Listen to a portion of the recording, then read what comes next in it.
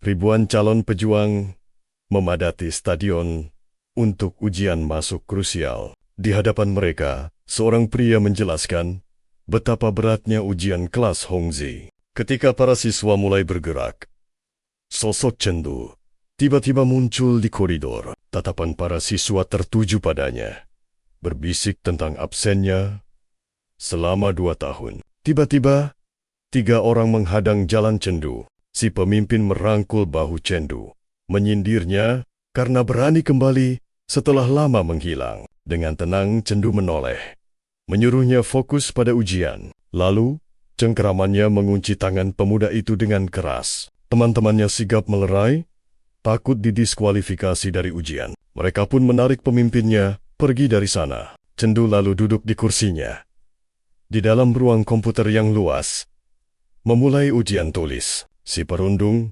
merencanakan sesuatu untuk Chengdu di ujian berikutnya. Namun, Chengdu tak peduli dan fokus ke layar monitor. Layar menampilkan soal sejarah dunia. Jemari Chengdu mulai menari. Tahun 2842.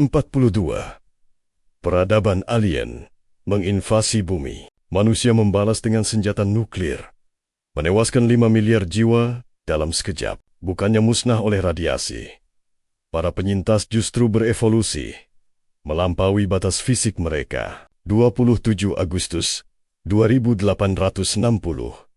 Semua orang dewasa mencapai level 2. Momen ini menjadi awal kalender Hai Marshal. Para pejuang bertarung dengan api dan pedang raksasa melawan monster. Mereka inilah yang membentuk tatanan dunia baru. Chengdu menuntaskan sisa soal kebijakan dunia. Ia mengarahkan mouse ke tombol kirim, menyelesaikan tahap pertama ujian. Ia terdiam, teringat masa absennya selama 2 tahun. Aura biru berkobar di tubuhnya, menegaskan ia tidak sedang koma. Sebaliknya, ia terlempar ke dimensi aneh, memberinya kekuatan spiritual dan ingatan fotografis. Ia bangkit, meninggalkan ruangan untuk bersiap menghadapi ujian bela diri yang sesungguhnya. Setibanya di rumah, ia menyapa sang ayah. Saat masuk, adiknya memungut kartu ujian yang jatuh dan menasihatinya. Malam itu, mereka bertiga berkumpul di meja makan. Sang ayah menunjukkan sebotol kecil bubuk vitalitas. Ia membelinya demi membantu nilai Chengdu di ujian kelas Hongzi.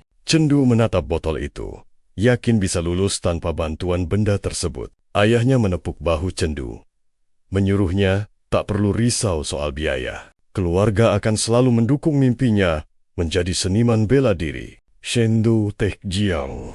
Namun dalam hati setuju. Di kamarnya, ia memandangi botol bubuk vitalitas itu. Ia membayangkan pengorbanan ayahnya demi botol itu. Ia sadar menjadi ahli bela diri adalah cara melindungi keluarganya. Duduk di ranjang, ia menutup mata untuk bermeditasi. Api biru menyala di tangannya.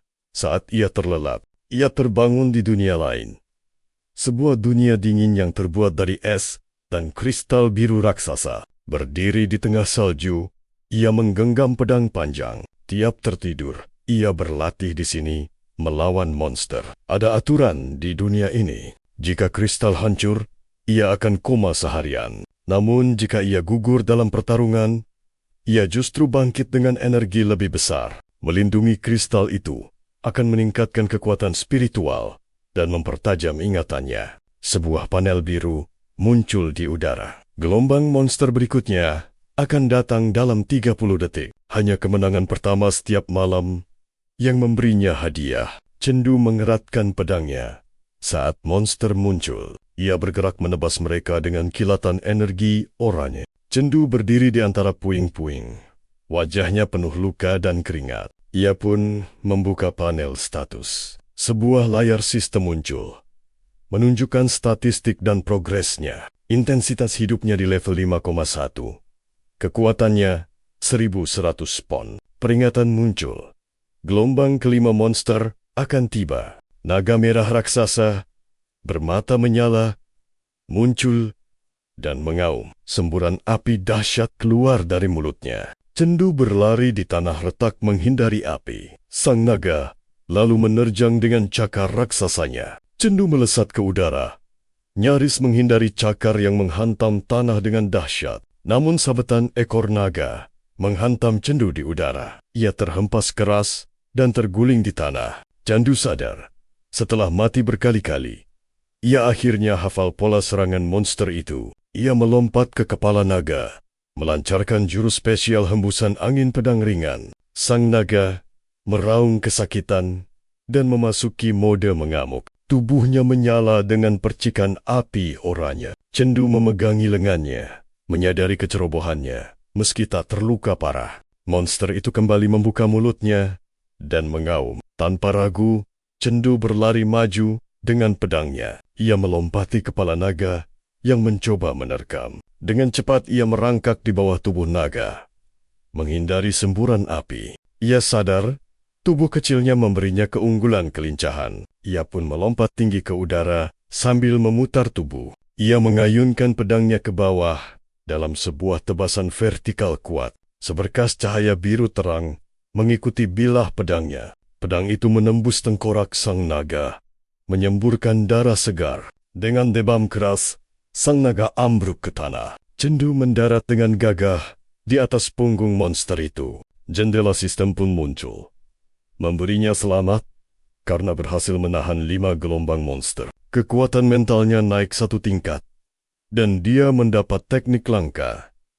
Metode visualisasi keabadian. Cendu yang basah kuyup terkejut menyadari betapa berharganya hadiah itu. Metode ini ternyata mampu membuat seseorang melatih kekuatan mentalnya secara aktif. Sebuah layar baru muncul dengan peringatan, dikatakan gelombang monster berikutnya akan segera tiba. Cendu menghela napas.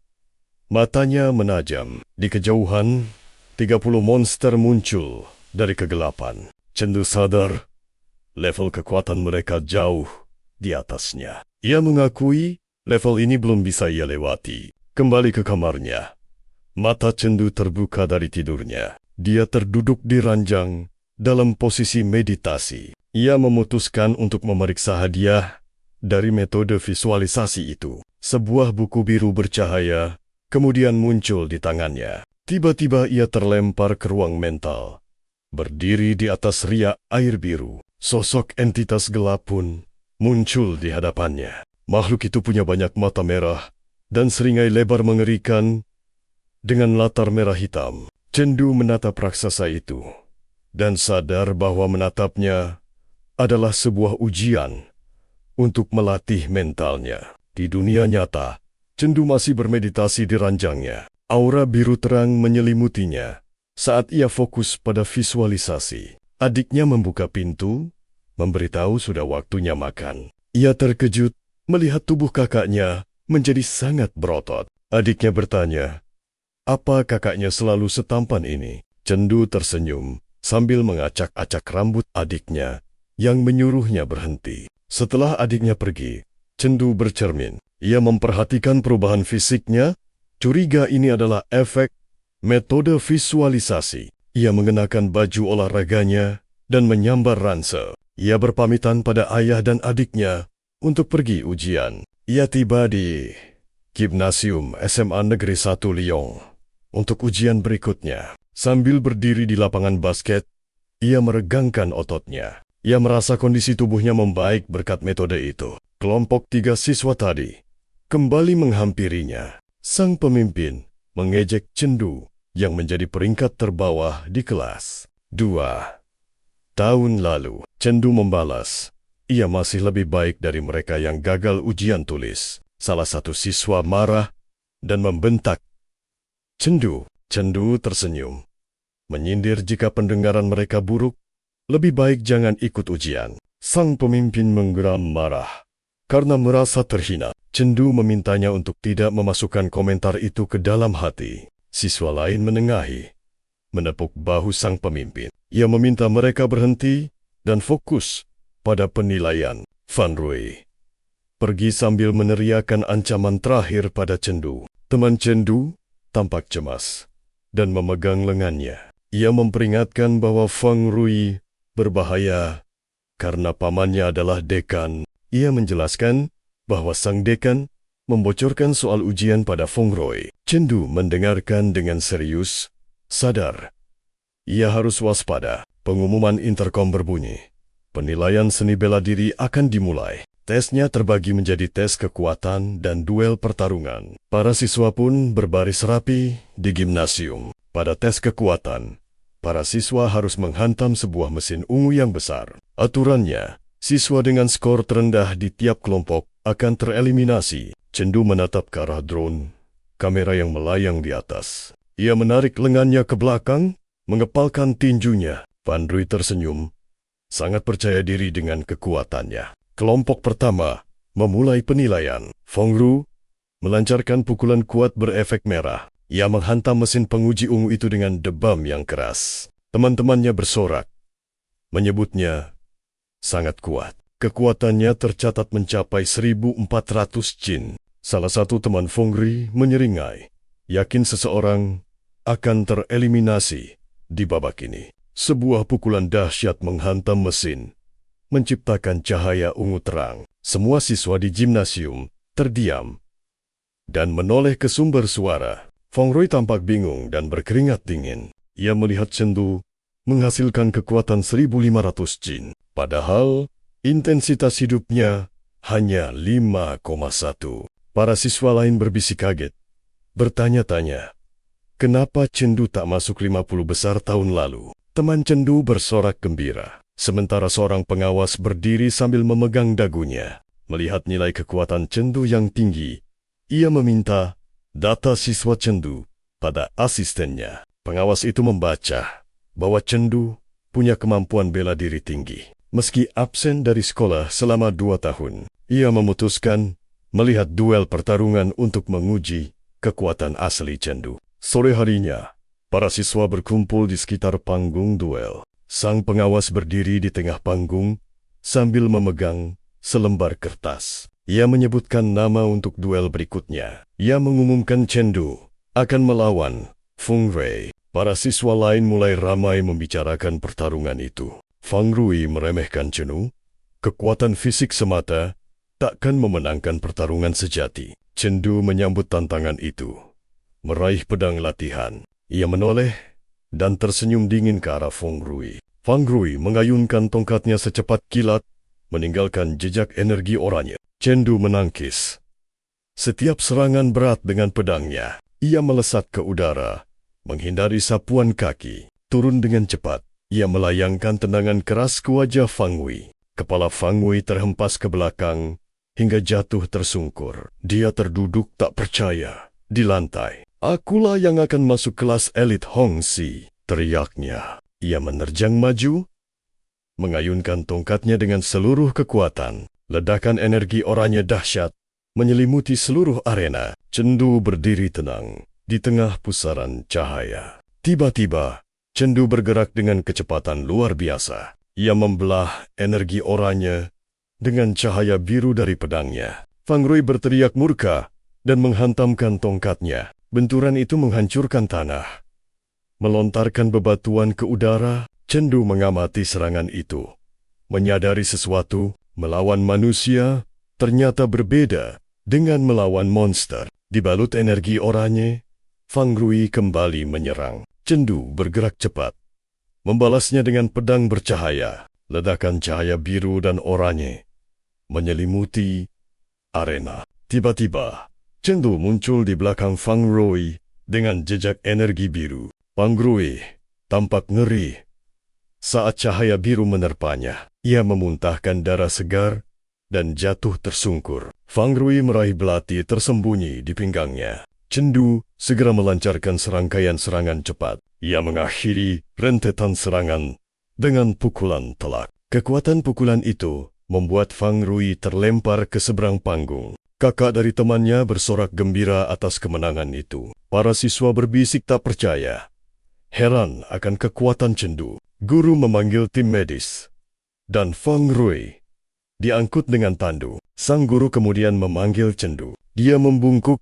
dan meminta maaf karena telah bertarung terlalu keras. Guru menepuk bahunya dan berkata, "Cedera adalah hal biasa. Itu adalah bagian normal dari sebuah pertarungan. Ia menyarankan Cendu pulang untuk beristirahat. Pengawas ujian meminta asisten AI menghubungi kepala sekolah. Cendu berjalan menyusuri lorong yang sepi. Ia sadar keluarganya tak akan pulang untuk sementara waktu. Ia mendekati mesin putih besar bernama kapsul tempur virtual. Sekolah menyediakan fasilitas ini untuk latihan para siswa. Di dalamnya, pengguna bisa melawan musuh virtual dengan level setara. Peringkatnya saat ini masih perunggu. Ia lebih fokus melawan monster sungguhan daripada pertarungan virtual. Ia memikirkan Fang Rui dan potensi masalah yang akan datang.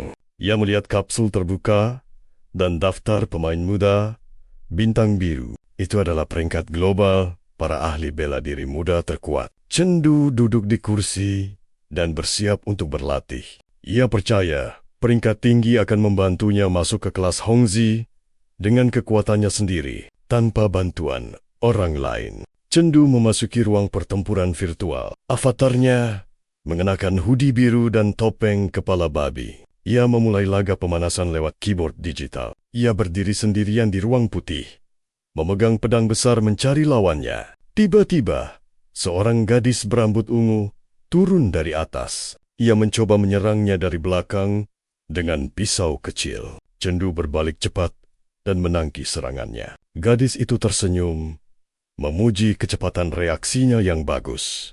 Dalam pertarungan nyata, tak ada waktu untuk salam, ucapnya. Cendu menggenggam pedangnya, takkan membiarkannya menyerang dari belakang lagi. Keduanya langsung bertarung dengan kecepatan tinggi. Cendu mengayunkan pedang, menciptakan busur cahaya biru besar. Gadis itu dengan gesit menghindari serangannya. Cendu menerjang maju untuk melancarkan serangan kuat. Ia menggunakan jurus tusukan titik naga pucat, bergerak cepat ke arah gadis itu dengan cahaya biru terang. Gadis itu bertanya tentang jurus yang baru ia gunakan. Dia menjelaskan bahwa seni bela diri seharusnya tidak kaku. Cendu sadar gadis itu benar dan mulai memikirkan tekniknya. Gadis itu mengayunkan pedangnya, meninggalkan jejak cahaya ungu. Dia heran bagaimana gadis itu bisa tahu tingkat keahliannya. Gadis itu memperingatkannya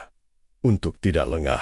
Ia bergerak secepat kilat dan melompati kepalanya. Gadis itu melayang di udara, menggenggam pisau kecilnya. Ia menyerang Cendu dari atas dengan pukulan kuat. Cendu terkejut dan sulit bereaksi pada serangan mendadak itu. Layar menunjukkan Cendu telah kalah dan kehilangan 10 poin kemenangan. Dia terpaku di ruang virtual, menatap keyboard. Ia memikirkan kembali keempat bentuk seni pedang cahaya yang mengalir. Ia sadar gerakan itu mirip dengan gaya seorang pembunuh. Ia memutuskan menguji strategi baru ini dalam pertarungan sungguhan. Lawan baru muncul di arena. Pria raksasa berotot yang memegang bola besi berat dengan rantai panjang. Cendu tampak cemas, sadar lawannya punya keunggulan senjata. Ia menerjang maju dengan pedang. Jejak cahaya biru mengikuti tubuhnya. Ia merapal jurus yang disebut lukisan tanah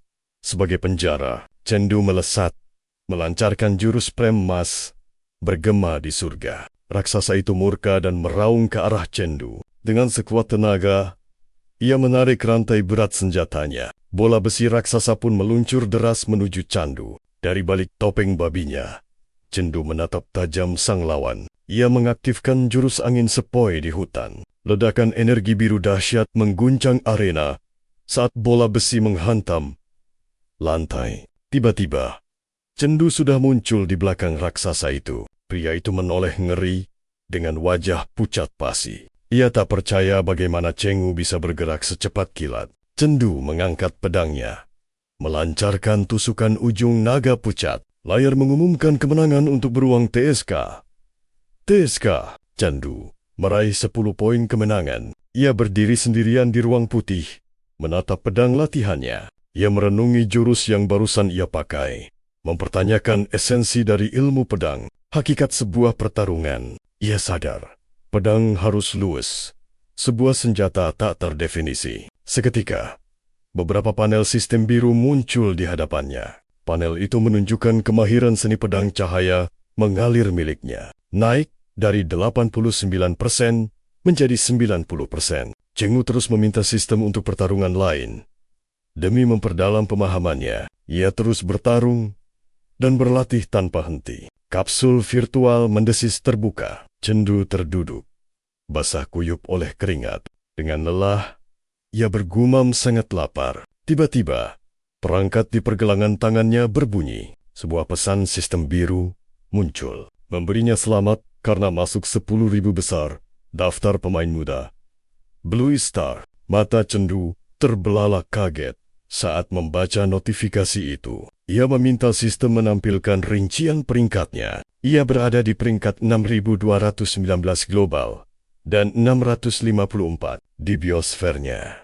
Dan yang terakhir, ia kini menduduki peringkat pertama di Kota Leang. Chengdu tersenyum puas memikirkan pencapaiannya. Posisiku di kelas Hongji sekarang aman, batinnya. Ia berjalan menuju kampus SMA Negeri 1 Liang, menyandang tasnya. Fan Liu, dekan kemahasiswaan, sekaligus paman Fan Rui, mengadangnya. Ia menunjuk dan membentak Chengdu karena tak menyapa guru. Chengdu menoleh dan menyapa dengan tenang. Sang dekan terus berteriak, mempermasalahkan penampilan Chengdu. Dia bertanya apa yang sedang dikenakan Chengdu. Chengdu menatapnya datar, menjawab bahwa ini seragam sekolah. Di belakang, siswa lain mulai menertawakan sang dekan. Dekan itu berbalik dan mengamuk, menyuruh mereka diam. Para siswa di sekitar berbisik, dekan pasti ingin balas dendam karena Fang Rui masih di rumah sakit. Ada yang menuduh Chengdu menang karena memakai obat terlarang. Chengdu hanya berdiri diam saat dekan terus mengkonfrontasinya. Sang dekan mengayunkan tongkat kayu ke arah Chengdu dengan mudah. Chengdu mengelak dari serangan itu. Wajah dekan memerah karena marah. Ia berteriak soal peraturan sekolah. Chengdu dengan tenang bertanya peraturan mana yang ia langgar. Makin murka, dekan kembali mengayunkan tongkatnya. Kali ini, Chengdu menangkap tongkat itu dengan satu tangan. Sang dekan mengancam akan melaporkan Chengdu agar dikeluarkan. Tiba-tiba, sebuah suara bertanya, siapa yang mereka cari? Kepala sekolah Liu dan wali kota Wong Anuan berjalan mendekat. Sang dekan buru-buru menunjuk Chengdu, hendak mengadu. Namun kepala sekolah dan wali kota mengabaikannya. Mereka berjalan lurus, langsung menuju Chengdu. Wali kota menepuk bahu Chengdu sambil tertawa. Ia mengumumkan Chengdu kini peringkat pertama di daftar pemuda Kota Leang. Tak hanya itu, Chengdu juga masuk 10.000 besar dalam daftar bintang muda papan atas global. Sang dekan dan para siswa di sekitarnya ternganga. Wajah mereka pucat pasi, syok mendengar berita itu. Seketika, dekan itu ambruk terduduk di tanah. Kepala sekolah lalu meminta Chengdu untuk ikut ke ruang pertemuan. Chengdu berjalan mengikuti kepala sekolah dan wali kota. Kepala sekolah menjelaskan Chengdu akan segera dipindahkan ke kelas Hongji. Di dalam ruang pertemuan, dua siswa lain telah menanti. Moret, siswa terbaik kelas Hongji, dan Lubo, peringkat kedua di Kota Leang. Ketiganya saling menatap dalam keheningan. Mereka duduk di meja panjang bersama para pejabat sekolah. Kepala sekolah pun mulai berbicara pada mereka. Ia menjelaskan, 3 siswa terbaik dari 100 kota akan ikut kompetisi. Sebuah ajang bernama Turnamen Hegemoni 100 kota selama 3 hari. Ajang itu akan digelar di SMA nomor 1, City. Kepala sekolah menambahkan, seorang praktisi bela diri tingkat 15 akan memimpin tim. Kepala sekolah merinci hadiah bagi 10 peserta teratas, termasuk poin bonus dan juga uang tunai. Chengdu menyimak dengan ekspresi yang tenang. Kepala sekolah lalu bertanya pada ketiganya, apakah mereka bersedia berpartisipasi? Murid mengangkat tangan. Ia bertanya, mengapa kompetisi ini tidak memakai kapsul tempur virtual? Wali kota menjelaskan, para pemimpin distrik lebih menyukai pertarungan sungguhan. Ia menambahkan, siswa akan memakai pakaian khusus untuk menyeimbangkan intensitas hidup demi keadilan. Cendu menunduk. Dalam hati, ia mengkalkulasi kekuatannya saat ini. Dia yakin bisa menembus posisi 3 besar. Sang wali kota menasihati para siswa agar tetap tenang. Cendu mengangkat tangannya, menyatakan keikutsertaannya. Lubo dan Moret pun turut maju. Sang wali kota tersenyum, memuji nyali mereka. Jadwal keberangkatan akan segera diumumkan, katanya. Meninggalkan ruang rapat, Cendu Techjia. Semua ini demi keluarganya, demi masa depan mereka. Dengan tinju terkepal, tekadnya membara untuk merebut posisi 3 besar perang 100 kota. Memasuki kelas Hongxi, Cendu menyadari keanehan. Tak ada nama di meja. Ia pun memilih kursi kosong. Tiba-tiba, seorang siswa raksasa bernama Penghu menghantam mejanya dengan keras. Dengan wajah congkak, Penghu mengusir Cendu. Dia mencoba mengintimidasiku, batin Cendu. Seketika, Morit muncul tanpa suara, menepuk bahu mereka berdua dari belakang. Morit menengahi, berkata Cendu anak baru yang belum paham aturan. Cendu terperanjat. Keringat dingin membasahinya. Sadar Morit jauh lebih kuat, Penghu menatapnya tajam. Sambil menggerutu, dia mundur untuk saat ini. Morit lalu menjelaskan aturan kelas Hongji pada Cendu, menunjuk deretan kursi yang ditumpuk terbalik. Setiap bulan, 10 siswa peringkat terendah terpaksa berdiri selama kelas berlangsung. Sambil tersenyum, Moret berkata, "Sekarang, kau harus bertarung untuk merebut kursimu." Cendu bertanya soal keuntungan peringkat. Moret menduduki kursi nomor 1 sebagai jawaban. Peringkat lebih tinggi berarti sumber daya yang kau dapatkan juga lebih melimpah. Mata Cendu menajam. Rasa penasaran menyelimutinya. Ia mengepalkan tangannya dengan mantap. Jika ini soal sumber daya, batinnya, aku harus merebut peringkat setinggi mungkin. Di arena pertarungan, Cendu mengangkat pedangnya. Dengan suara lantang, ia menantang peringkat kes. Para siswa lain di belakangnya hanya bisa menatap dengan wajah tak percaya. Bisik-bisik terdengar. Anak baru itu langsung mengincar 10 besar. Kelihatannya pendiam, tapi nyalinya besar sekali. Skillnya memang bagus, tapi level kekuatannya jauh di bawah para elit. Menantang 10 besar adalah hal mustahil. Cendu tak peduli.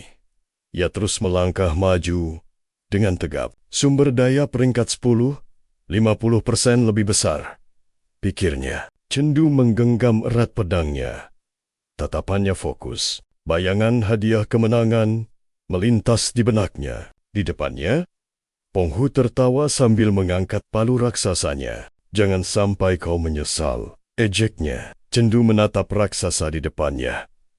"Kau peringkat ke-10, Penghu menyeringai lebar. "Benar.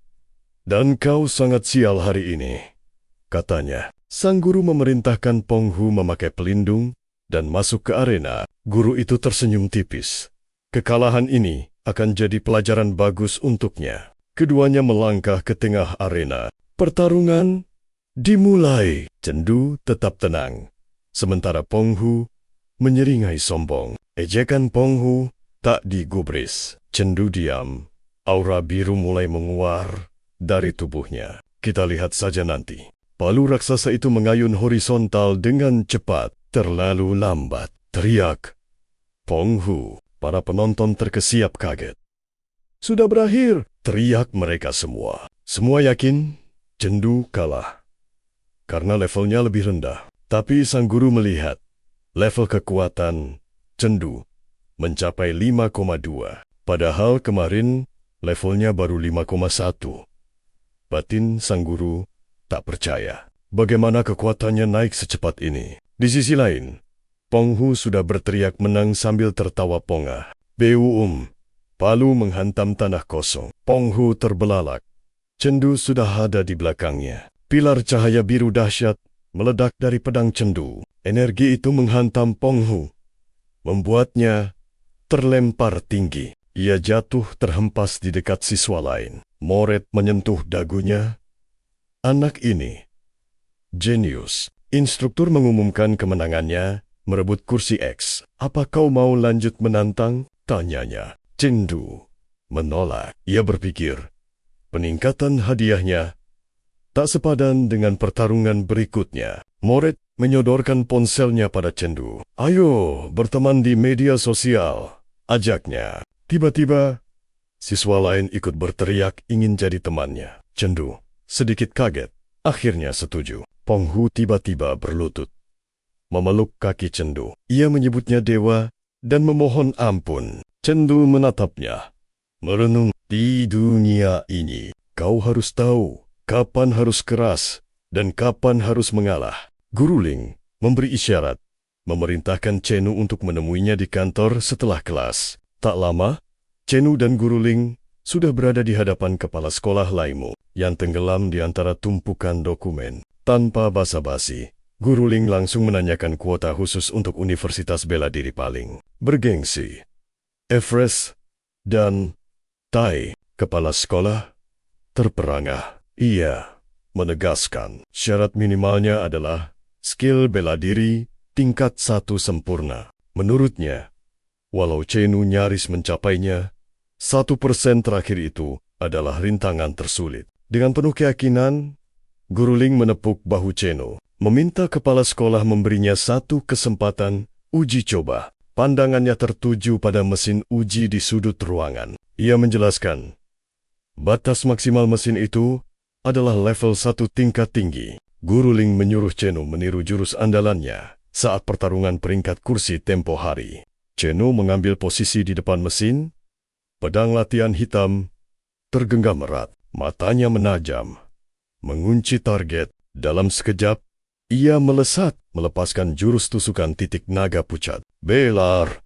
Energi biru dahsyat menghantam mesin, menghancurkannya hingga berkeping-keping. Guru Ling terpana melihat puing-puing itu. Kemarin, level Cenu masih di bawah. Bocah ini mencapai tingkat 1 sempurna hanya dalam semalam. Cenu hanya bisa menggaruk kepalanya, menatap mesin yang hancur lebur itu. Dengan cemas, ia minta maaf pada kepala sekolah. Guru Ling justru berseru, menyebut Cenu jenius tempur sejati. Tangannya yang bersarung menunjuk ke arah Chen. Kepala sekolah mengelus janggutnya.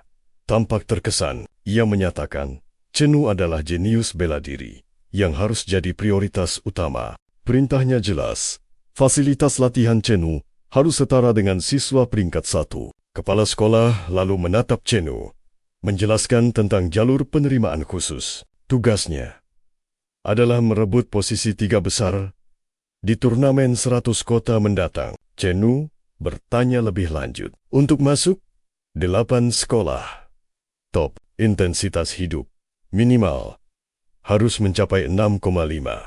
Musku. Guru Ling menambahkan, mencapai level 6,5 sebelum ujian itu sangatlah mustahil. Namun, jalur khusus hanya butuh skill tingkat 1 sempurna. Cenu lalu mengungkapkan tujuannya. Universitas Bela Diri Gunung Huang. Guru Ling heran.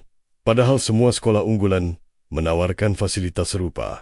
Cenu ingin tetap dekat rumah untuk melindungi keluarganya jika krisis melanda kota Liang. Guru Ling menatapnya lekat. Melihat tanggung jawab besar di pundak pemuda itu, Cenu tersenyum. Berterima kasih pada mereka. Sebelum pergi, ia melangkah keluar gerbang sekolah, membaur dengan keramaian siswa. Pikirannya tertuju pada waktu 1 bulan sebelum penerimaan khusus dimulai. Ia memutuskan berlatih di ruang pribadi untuk fokus. Sambil menyeberang jalan, ia berpikir untuk memakai obat khusus.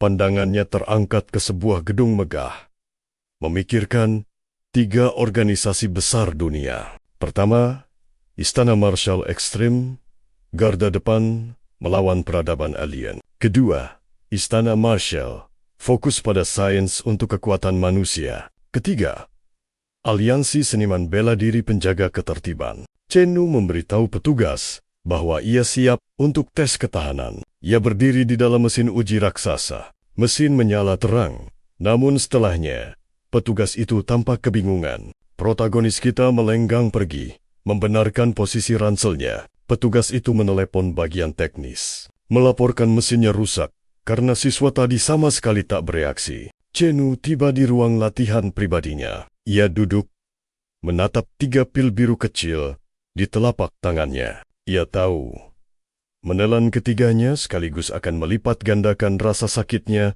10 kali. Tanpa ragu, ia menelannya. Seketika, petir biru menyelimutinya. Ia mengertakkan gigi, menahan sakit luar biasa. Saat cahaya mereda, ia menyeka keringat dan menghela napas. Sebuah layar status muncul di hadapannya. Intensitas hidupnya naik dari 5,2 menjadi 5,3. Chen Nu berdiri, menatap tangannya. Ia harus mencapai level 6,5 demi masa depannya. Namun, saat melihat kotak pil, isinya nyaris habis. Persediaannya hanya cukup untuk 5 hari. Ia sadar, ia harus memenangkan turnamen demi mendapatkan uang untuk obat. Efek samping pil mulai terasa, membuat tubuhnya kaku dan berat. Karena ototnya tak bisa bergerak, ia memutuskan melatih pikirannya. Ia memejamkan mata, memasuki ruang kristal. Pertarungan semalam suntuk melawan raksasa kunang-kunang hijau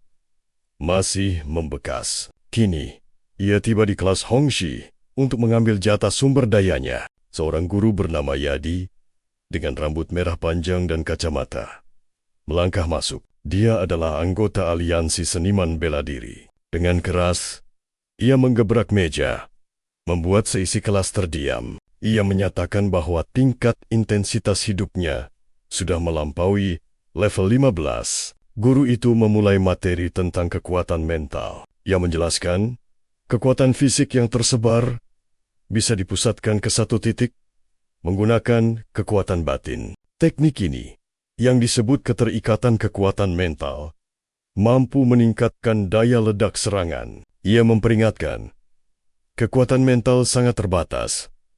Sebelum mencapai level 10, ia menyarankan para murid fokus pada intensitas hidup mereka demi ujian masuk universitas. Guru itu meminta semuanya berdiri untuk memulai tes. Sebuah seruling ungu pendek tergenggam di tangannya. Ia menyebut tes ini sebagai lagu kelelahan. Melodi seruling itu akan mengukur ketahanan mental setiap siswa. Tatapannya kemudian tertuju pada Candu. Dia berkata, Candu boleh tidak ikut, karena tes ini takkan mempengaruhi nilainya. Namun, Candu tetap berdiri tegap di tengah kelas. Sang guru menatapnya, memberinya pilihan terakhir untuk berpartisipasi dalam ujian mental ini. Seruling ungu itu terangkat ke bibirnya. Ia bersiap meniupkan melodi kelelahan. Para siswa lain tampak sangat serius. Beberapa dari mereka tersenyum, menanti ujian dimulai. Saat guru meniup serulingnya, energi ungu dan not musik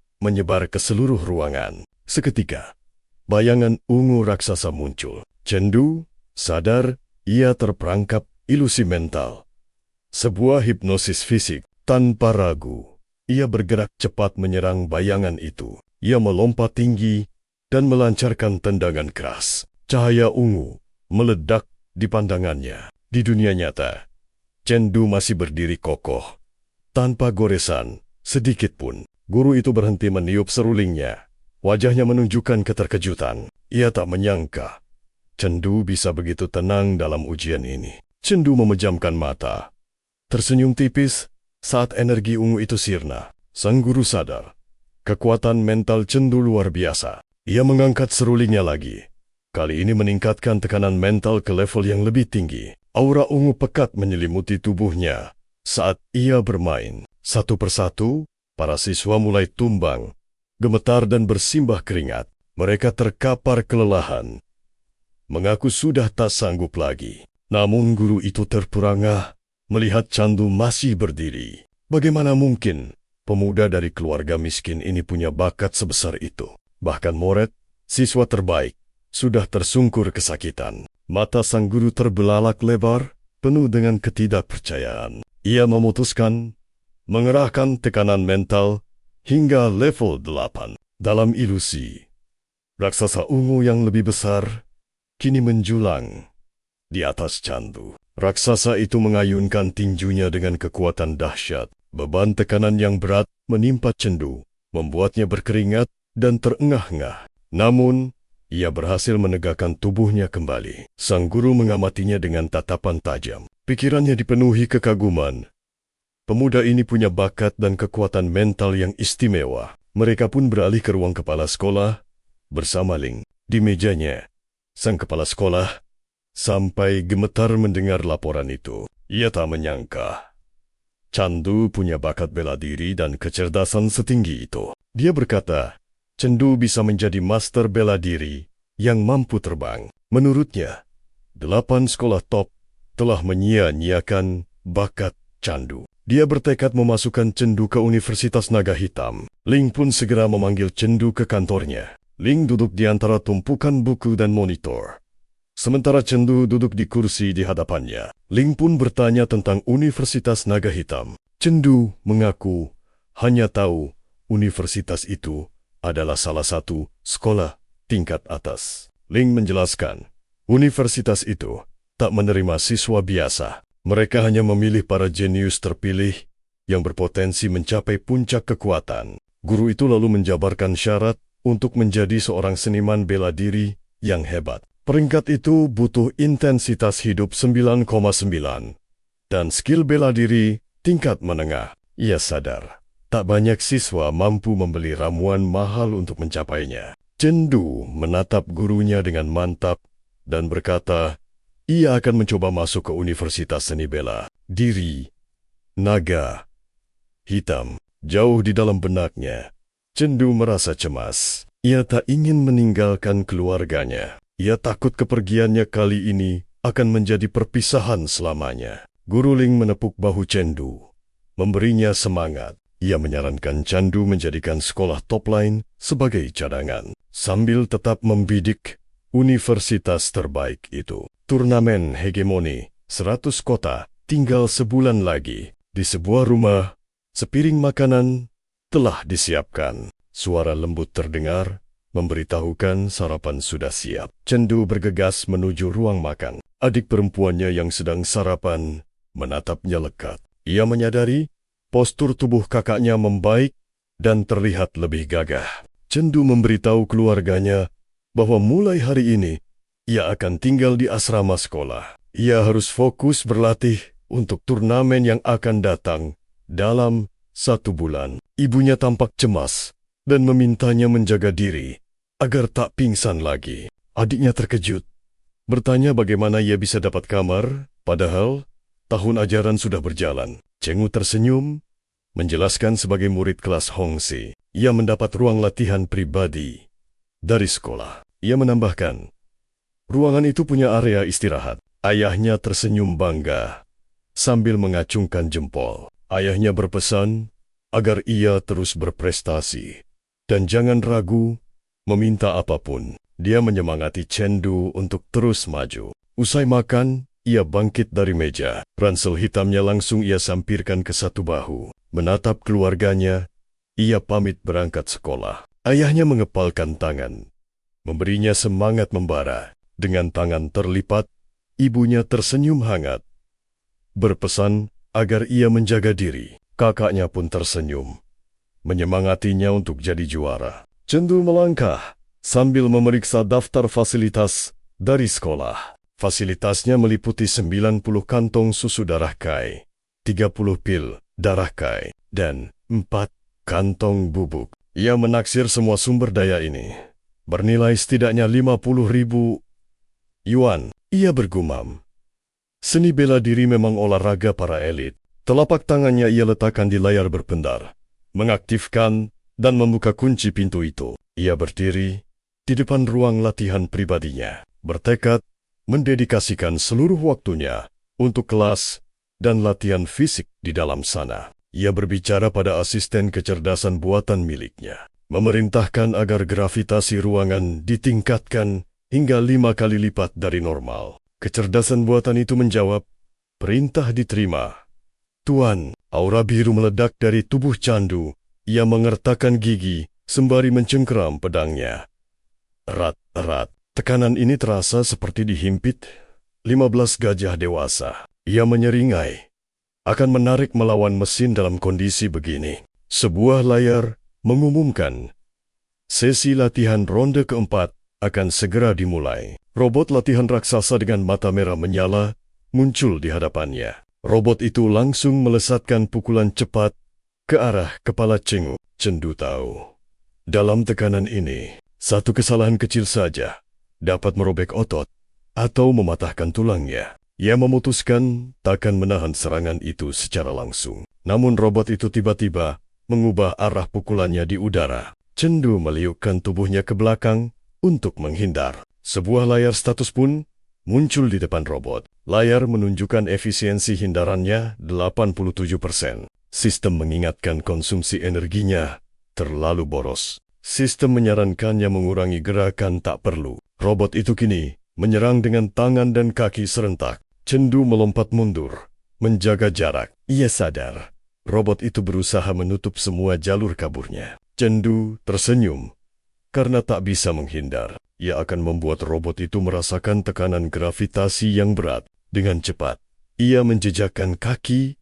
pada lengan robot yang bergerak. Robot itu pun menyerang dari atas. Cendu menggenggam pedangnya dengan dua tangan, mengangkatnya tinggi demi menangkis serangan tersebut. Energi biru meledak di kakinya saat menahan benturan. Tiba-tiba, robot raksasa itu terhempas, berlutut. Asap putih tebal mengepul dari kepalanya, diiringi suara dentuman keras yang menggema di ruangan. Cendu mendarat mulus di belakang mesin itu, menatap lawannya yang tumbang. Asap mengepul dari lehernya, namun mata merahnya masih bersinar. Sebuah pesan sistem mengumumkan robot itu memakai jurus terakhirnya. Ia tiba-tiba menerjang ke arah Cendu dengan lengan terentang. Cendu memegang pedangnya. Raut wajahnya tampak terkejut. Ia tak menyangka sebuah mesin bisa menggunakan taktik licik. Robot itu menjatuhkan diri, melilitkan lengan dan kakinya erat di sekitar Cengu.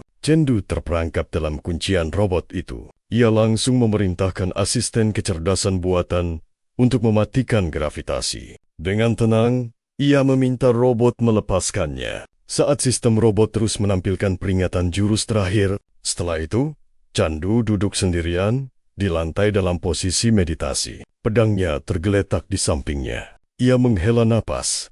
Sadar fisiknya telah mencapai batas. Ia memutuskan untuk merilekskan otot-ototnya sejenak. Rencananya, ia akan memakai metode visualisasi keabadian hampa untuk melatih kekuatan mentalnya. Ia pun memasuki alam mentalnya. Berdiri di atas permukaan merah, bergelombang di bawah langit kelam, sosok bayangan hitam raksasa dengan mata merah menyala menjulang di atasnya. Aura biru terang menyelimuti tubuh Cendu. Tinjunya terkepal, matanya bersinar putih. Ia menantang bayangan itu, berteriak demi mendapatkan poin pengalaman kekuatan mental. Di dunia nyata, Cendu yang duduk bersila menyadari kekuatan mentalnya telah meningkat 0,3 level. Ia mencoba menggerakkan tubuhnya, namun tubuhnya mulai bergetar hebat. Ia mengerang, mengatakan bahwa kakinya benar-benar kebas. Cendu menghela napas pelan. Tampak sangat kelelahan. Pikirannya lelah dan tubuh fisiknya belum pulih total. Dalam kondisi ini, ia memutuskan untuk langsung tidur. Tubuhnya terhempas ke belakang, terbaring tak berdaya di lantai yang dingin. Matanya perlahan terpejam, membawanya ke alam mimpi. Tiba-tiba, kesadarannya tersentak di sebuah tempat yang asing. Dia kini berada di dalam sebuah gua kristal yang membeku. Kristal biru raksasa menjulang di belakangnya. Ia berdiri tegap, menggenggam erat pedangnya, lalu menancapkan ujung bilahnya ke tanah. Dari balik kegelapan, para raksasa barbar hijau muncul. Mata mereka menyala merah buas. Ia teringat pertarungan sebelumnya saat ia gagal menumbangkan satu pun dari mereka. Kini ia berdiri sendirian, menyandarkan pedangnya di bahu. Ia bertekad, kali ini kekuatannya akan benar-benar diuji melawan para monster itu. Pedang di bahu kanannya, kepalan tangan kirinya mengeras. Sebuah ledakan gelap menghantam lengan sang raksasa. Raksasa itu menatap lengannya yang terluka. Cendu mengamati bercak hijau di kulit monster-monster itu dengan saksama. Ia menyadari bercak itu bukanlah kutukan, melainkan sumber energi penyembuhan mereka. Cendu langsung menerjang maju, menebaskan pedangnya yang berkilauan cahaya terang. Ternyata, para raksasa ini hanya punya pertahanan tebal. Jika ia hancurkan area hijau itu lebih dulu, mereka bukan lagi ancaman. Sambil mengangkat pedangnya, ia menyatakan, inilah saatnya untuk serangan balasan. Ia mengayunkan pedangnya dengan segenap kekuatan. Musik monster raksasa itu pun tumbang ke lantai. Ledakan dahsyat menciptakan kepulan debu. Cendu berdiri tegak. Energi biru terpancar dari ujung pedangnya. Ia merasa tubuhnya menjadi sangat ringan. Ia harus melanjutkan latihan gravitasinya yang intens. Begitu membuka mata, ia langsung berlari secepat kilat. Dengan latihan ini, ia yakin bisa masuk 3 besar di turnamen hegemoni 100 kota. Setelah beberapa saat, akhirnya ia tiba di High City. Hari yang ditunggu-tunggu.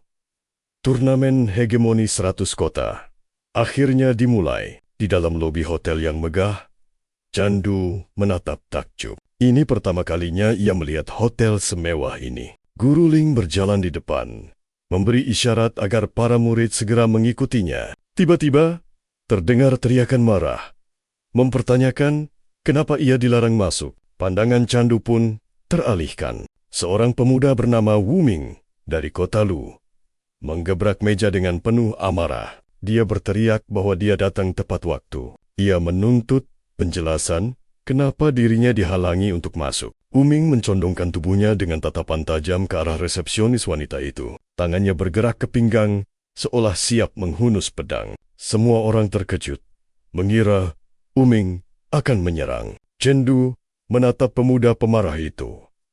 Menyadari tingkat bela dirinya sangat tinggi, mungkin setara dengannya. Murid-murid lain di belakang Cendu juga terkesima dengan kekuatan pemuda itu. Seorang gadis bernama Zhou Xiao melangkah maju. Dia adalah anggota tim dari High City. Dia memanggil resepsionis. Musik ia memerintahkan staf untuk mengizinkan murid pemarah itu masuk. Namun, ia menegaskan bahwa rekan setimnya yang lain akan dianggap kalah dari turnamen. Zhou Xiaogu berdiri di balkon kaca, menatap ke arah lobi. Para murid di bawah menatapnya dengan kagum. Mereka berbisik dan menjulukinya Sang Putri Laut. Mereka bilang, aslinya jauh lebih cantik daripada di foto. Cendu tampak bingung, menggumamkan julukan Putri Laut. Seorang murid di sebelahnya tersenyum sinis. Dia menyuruh Candu untuk menyerah saja jika tertarik pada gadis itu.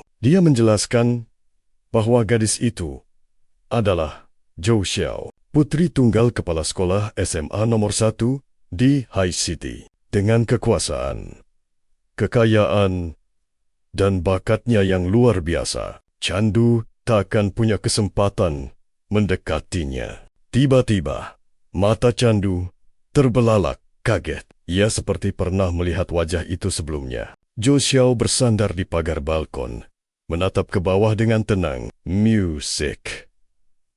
Candu sadar, wanita itulah yang mengalahkannya dengan serangan mendadak di kapsul pertarungan virtual. Ia ingat nama penggunanya, gadis kecil penjual bom nuklir. Ia tak menyangka avatar itu adalah wajah aslinya. Dia menyadari wajah mereka benar-benar sama dan mengakui kecantikannya di dunia nyata. Murid di sebelahnya menyuruh Candu berhenti melamun. Candu tersenyum tipis dengan ekspresi bersemangat. Tak disangka ia akan bertemu saingan virtualnya di sini. Dia yakin gadis itu tidak akan mengenalinya. Dulu, kemampuannya selangkah di atas Cendu. Kini setelah ia mencapai level 1 sempurna, ia penasaran seberapa kuat gadis itu sekarang. Musik latar berganti. Sebuah kamar hotel nomor 301. Uap mengepul dari teko teh. Guru Ling dengan tenang duduk dan menuangkan tehnya. Cendu dan 2 murid lain duduk di hadapannya. Guru Ling membuka suara. Aturan turnamen tahun ini telah berubah. Dia mengungkap, sebelum babak eliminasi utama, akan ada satu event khusus. Perebutan lencana. Seorang murid penasaran. Perebutan lencana? Event baru? Seperti apa itu? Cendu langsung menanyakan detail aturannya. Guru Ling menjelaskan, turnamen ini berjalan 3 hari dalam 3 babak. Babak pertama, perebutan lencana. dan lokasinya berada di dalam hutan. Para murid punya waktu 30 jam untuk mencari lencana khusus. Lencana bertuliskan E dan Marshall. Guru Ling melanjutkan. Setelah lencana terkumpul, tim harus segera menuju titik akhir. Jumlah tim yang tiba dengan lencana menentukan kelolosan. Chen Du bertanya, berapa total lencana yang ada, Guru? Guru Ling menjawab, ada 50 lencana tingkat tinggi dan 50 lencana Marshall. Itu artinya, maksimal hanya 50 tim yang akan lolos. Setidaknya separuh peserta akan gugur di hari pertama. Sambil memegang cangkirnya, Guru Ling mulai menjelaskan aturan babak kedua. Dia menyatakan, babak kedua adalah turnamen eliminasi 1 lawan 1. Waktu istirahat para siswa akan sangat singkat. 150 orang akan bertarung dalam sehari untuk menentukan 10 siswa terkuat. Pertandingan diundi acak. Tapi satu tim tak akan saling berhadapan. Dua anggota tim lainnya langsung bernapas lega. Mereka bersyukur tak perlu melawan monster seperti Chen. Guru Ling mengangkat 3 jari, mengumumkan babak ketiga. Pertarungan 10 besar. Dia berkata, mencapai tahap ini saja sudah sebuah kemenangan. Semua yang masuk peringkat 10 besar akan dapat poin bonus dan hadiah uang. Lalu, dia mengungkap kunci untuk mencapai 3 besar. Guru Ling menjelaskan, kemenangan bergantung pada kondisi fisik mereka. Ini adalah pertarungan terus-menerus selama 3 hari tanpa jeda. Dia memperingatkan, kalian pasti akan terluka. Kesimpulannya, pemenangnya bukan petarung terkuat, melainkan siswa dengan kemampuan paling seimbang dan komplet. Guru Ling mengangkat telunjuknya untuk 1 poin terakhir. Dengan tegas, dia memerintahkan, membunuh dilarang. Aturan ini berlaku di turnamen, juga di dunia nyata. Dia mengingatkan, musuh sejati mereka adalah peradaban alien. Dia memperingatkan, jangan pernah arahkan senjatamu pada rekanmu sendiri. Guru Ling lanjut menjelaskan detail lainnya, memberitahu mereka akan memakai pakaian khusus di dalam arena. Pakaian itu akan menyamakan tingkat intensitas hidup semua orang. Dia juga mengungkap, para ketua tim akan mengawasi secara rahasia untuk melindungi murid dari bahaya fatal.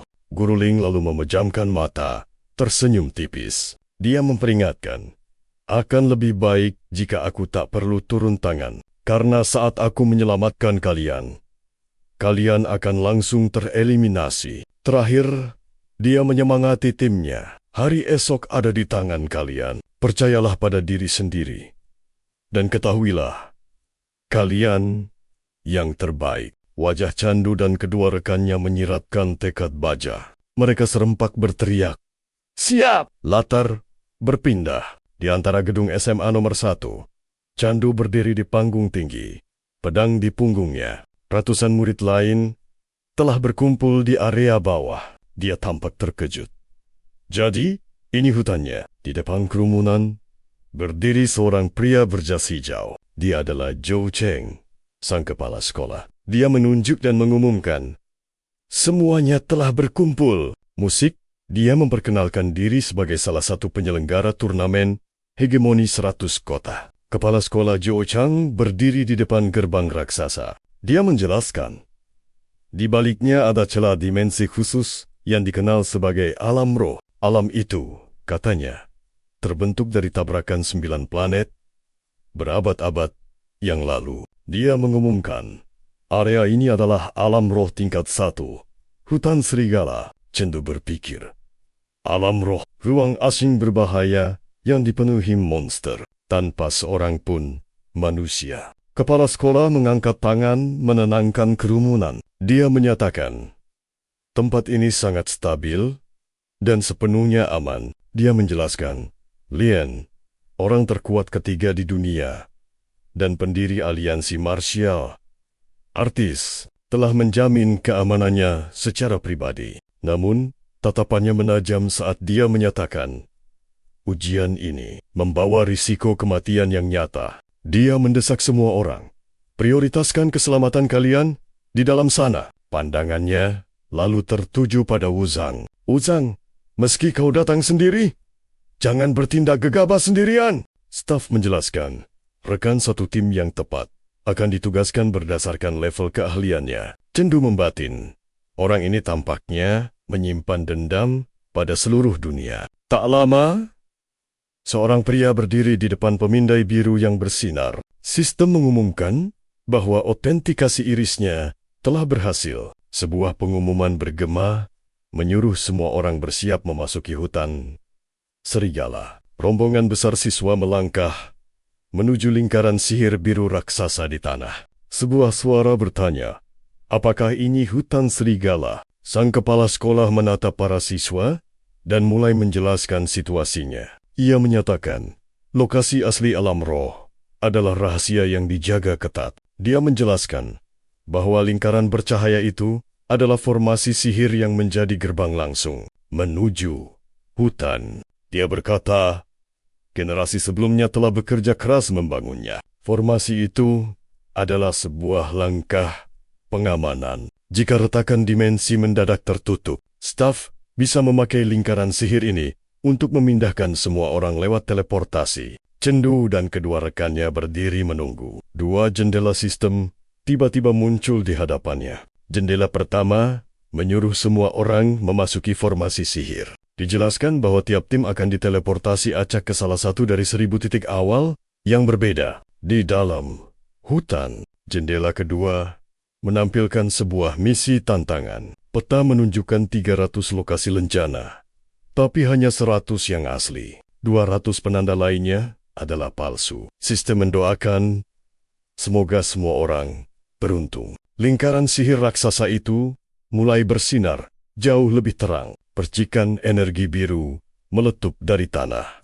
Jendela sistem terakhir muncul dan menyuruh para siswa bersiap untuk aktivasi. Seberkas pilar cahaya putih melesat ke langit saat formasi sihir aktif. Cendu perlahan membuka matanya, menahan kilatan cahaya yang menyilaukan. Saat cahaya meredup, dia telah berdiri di tengah hutan lebat, dikelilingi pohon-pohon tinggi dengan sinar matahari yang menembus dedaunan. Area baru ini adalah hutan tempat serigala kayu tinggal. Cendu memandang sekeliling dan bertanya, apa ini alam roh? Di belakangnya, seorang rekan mengangkat peta biru, bercahaya dan bertanya pada Cendu, ke lokasi mana mereka harus pergi lebih dulu. Dia memberitahu timnya bahwa keberuntungan mereka sangat bagus karena sebuah lencana muncul sangat dekat dari lokasi awal mereka. Tak ingin kehilangan kesempatan. Ia memimpin pasukannya menembus hutan untuk memastikan apakah itu harta asli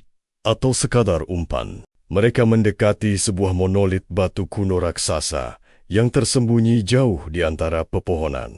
Tiba-tiba, sesuatu menghantam pilar itu dengan presisi yang luar biasa, menghancurkan lapisan batu luarnya dan menampakkan lencana biru berkilau di dalamnya. Cendu dengan santai mengulurkan tangan dan menyentuh hadiah itu. Dia berdiri di sana dengan tenang. Dia berkata pada timnya bahwa dia mengira itu adalah jebakan palsu. Tapi mereka malah menemukan barang berharga. Tiba-tiba temannya panik.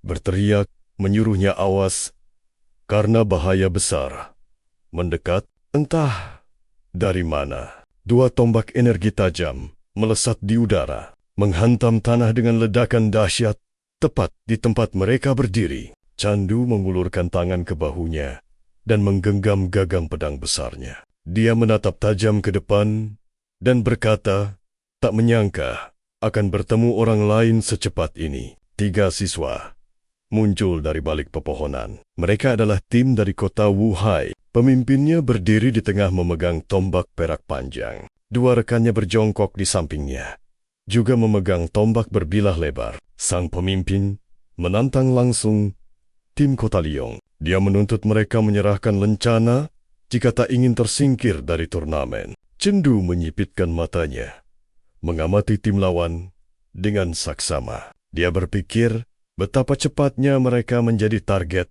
Begitu masuk hutan, 2 rekan tim Cendu pun melangkah maju. Salah satunya mengepalkan tangan dan menantang musuh untuk datang dan mencoba merebut lencana mereka. Cendu tetap tenang dan menyuruh timnya mundur. Dia bilang akan melawan mereka sendirian. Rekan-rekannya terkejut dan mulai berkeringat. Ketika musuh itu melesat tinggi ke udara, mereka mengarahkan tombak mereka ke bawah, ke arah Cendu. Energi ungu mancar dari senjata mereka. Mereka melancarkan serangan yang disebut jurus tombak komet posisi ketiga. Sebuah serangan mematikan. Pemimpin musuh berteriak bahwa Candu tidak tahu betapa luasnya langit dan bumi. Sebilah pedang hitam, seorang diri, menangkis 3 serangan tombak ungu itu pada saat yang bersamaan. Pemimpin musuh mendarat dan tak percaya bagaimana Cendu memblokir serangan gabungan mereka. Dengan sebilah pedang tanpa goyah sedikit pun, dia mencengkram tombak peraknya erat. Urat-uratnya menonjol. Musuh itu bertanya-tanya, bagaimana Cendu bisa begitu kuat saat level semua orang dibatasi hingga tingkat 5. Cendu dengan tenang menganalisis pemimpin musuh. Dia sadar Li Yuan berada di puncak level 1, yang menjelaskan kesombongannya. Namun, Cendu melihat 2 musuh lainnya jauh lebih lemah. Tiba-tiba, mata Cendu bersinar biru terang. Dia mengaktifkan alat bantu kekuatan mental level 9 miliknya. Genggamannya pada gagang pedang mengerat saat energi kuning menyala di sekitar jarinya. Satu tebasan pedang melepaskan ledakan energi dahsyat, seketika mendorong Li Yuan mundur. Kemudian, Candu melancarkan jurus pedang cahaya. Mengalir pertama, tanah dilukis sebagai penjara. Gelombang energi biru raksasa menyapu arena pertempuran. Serangan dahsyat itu menghantam ketiga lawannya sekaligus. Sang pemimpin berteriak ngeri melihat rekannya terpental menghantam pohon. Li Yuan mendarat dengan kasar. Kakinya terseret di tanah hutan. Ia berlutut dengan napas terengah-engah, menopang tubuhnya dengan tombak perak di belakangnya. Kedua rekannya tergeletak tak sadarkan diri di tanah. Keringat membasahi wajah Li Yuan. Ia menggertakkan gigi dengan amarah dan frustrasi. Bertanya-tanya, bagaimana pedang Cendu bisa lebih kuat dari tombaknya yang berat? Ia ragu seberapa besar kekuatan fisik yang sebenarnya dimiliki Cendu. Musik Cendu mengambil sebuah keputusan taktis. Ia harus mengalahkan lawan terkuat lebih dulu. Cendu melesat maju secepat kilat. Ia mengarahkan pedangnya ke Li Yuan dan meneriakkan jurus berikutnya. Jurus pedang cahaya mengalir kedua. Musik tepat saat bilah pedang mendekat. 2 jari dengan cepat menghentikannya di udara. Seorang pria berjubah putih dan berkacamata tiba-tiba muncul. Dia menahan serangan pedang Cendu hanya dengan 2 jari. Cendu terkejut saat pria itu justru memuji serangannya. Di belakang pria itu, Li Yuan gemetar. Sambil menggenggam erat tombaknya, ia berteriak pada Guru Lin Bei bahwa ia masih bisa bertarung. Guru Lin Bei menoleh dan berkata bahwa Li Yuan telah kalah. Ia menjelaskan bahwa serangan Candu telah merobek pakaian Li Yuan, membuktikan kekuatannya sudah mencapai tingkat 7. Sang guru menyatakan Li Yuan tak akan bisa menahan serangan kedua dan menyuruhnya untuk pergi. Guru Lin Bei berpikir dalam hati, bakat Candu jauh melebihi Li Yuan. Anak itu akan menjadi kekuatan besar di masa depan. Musik di balik bayangan hutan.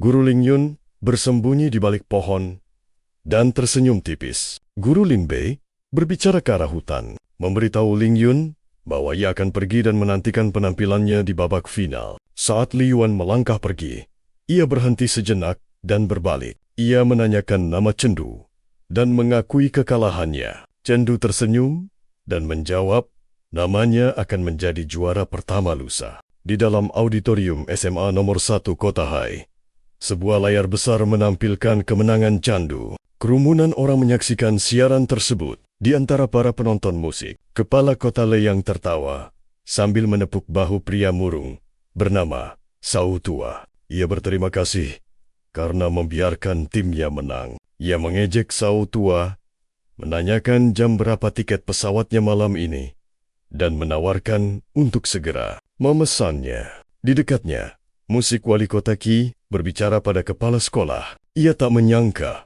4 siswa mencapai kesempurnaan bela diri tingkat 1 tahun ini, termasuk Candu. Kepala sekolah tersenyum tipis dan mengoreksinya, menyatakan bahwa jumlahnya tetap hanya 3. Seorang pria lain menatap layar, bertanya, apa tim Kota Leang sudah mengumpulkan 2 lencana? Ia heran, kenapa mereka justru bergerak menuju pintu keluar tanpa 2 lencana yang dibutuhkan. Dan tindakan itu akan membuat mereka langsung didiskualifikasi. Di hutan serigala, kedua rekan tim Candu tampak kaget. Salah satu rekannya bertanya, apakah Candu berencana untuk menghabisi siswa bernama Wu Zhang?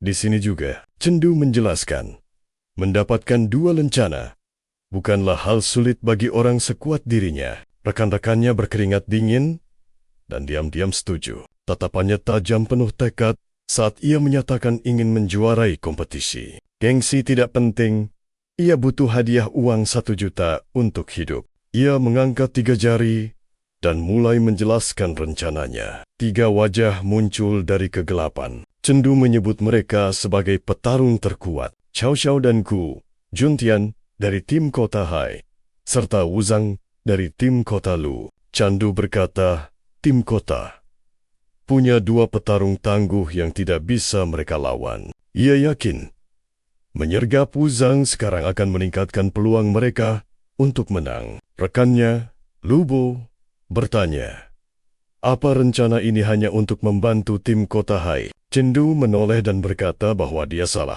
Ia menyatakan, jika tidak menyingkirkan Wu Zhang sekarang, ia mungkin takkan masuk 3 besar. Candu menjelaskan, rekan satu tim tidak akan saling bertarung di ronde kedua. Ia menduga kota tuan rumah akan memaksanya melawan Wu Zhang agar tim kota besar bisa melaju dengan mudah. Candu menjelaskan, pemenang duelnya dengan Wu Zhang harus melawan 2 petarung Kota Hai 1-1 di ronde ketiga. Dia bertanya pada rekan satu timnya, mungkinkah ia sanggup mengalahkan 3 petarung peringkat atas secara beruntun hanya dalam 2 pertandingan?